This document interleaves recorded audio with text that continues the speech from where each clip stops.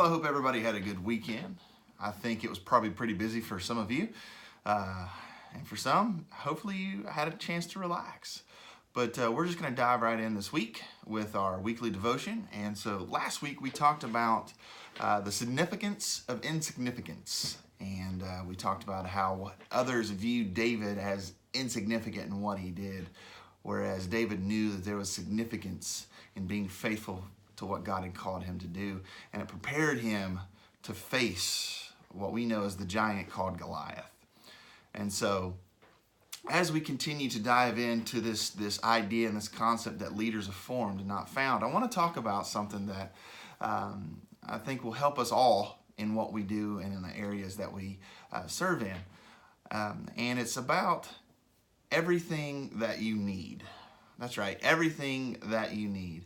You see, I know we say this a lot of times, but do we truly believe it? Because it could be head knowledge, but it is a heart knowledge that God has everything that we need. And to dive into the Word, we're going to still stay in 1 Samuel 17, but I'm going to go on down. And this is actually where David had finally talked to Saul, and Saul's like, you know what? Cool, man. If you want to fight him, fight him. You have my blessing. But what Saul does next is what I want to focus on. And so let's look at verse 38. It says, Then Saul gave David his own armor, a bronze helmet, and a coat of mail.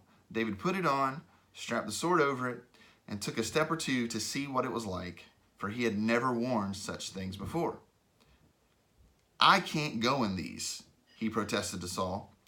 I'm not used to them. So David took them off again. He picked up five smooth stones from a stream and put them in his shepherd's bag. Then, armed with only a shepherd's staff and a sling, he started across the valley to fight the Philistine. And so we see here that Saul, naturally being a man of war, he says, you know what, you're going to need armor, so here you go. And he gives David that armor. But you know, David puts that on, and it's kind of ironic because this is a symbolization of what David's future is going to be if we really think about it. Because David was a great warrior. And but at that time in his life, he was not ready for that step. He was not ready for that season of life. And so he could not go into battle with that armor because he knew that it would weigh him down and he wouldn't be able to fight with what he knew. But what David did know is that the God that he served had everything that he needed to defeat that Philistine. And so what does he do? He goes and he grabs the 5 smooth stones, he takes his staff and his sling and his bag, and he heads off to war. Why? Because David was confident in what God had provided for him. Because we see in the previous verses that David fought lions and bears, and he knew how to fight with his hands, and he knew how to fight with his sling. And so when we get into those moments where we feel insignificant, or we feel like we're not enough, or we feel like we don't have maybe the smarts, maybe we don't have the physical ability to do certain things that God is asking us to do, we have to take a step back and go, you know what? God has everything that I need. And so as a leader, God has everything that you need to do exactly what you're called to do.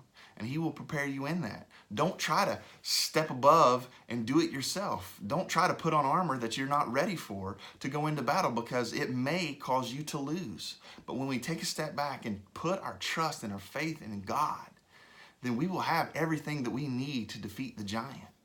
And so I encourage you today that as you pray and that as you go out your week, just take a step back and just begin to think about how God has everything that you need. And so when you begin to worry, when you begin to doubt, when you begin to look at things like, I don't know that I can do that, take a step back and say, you know what? God has everything that I need. And put your trust in him, not in your own ability.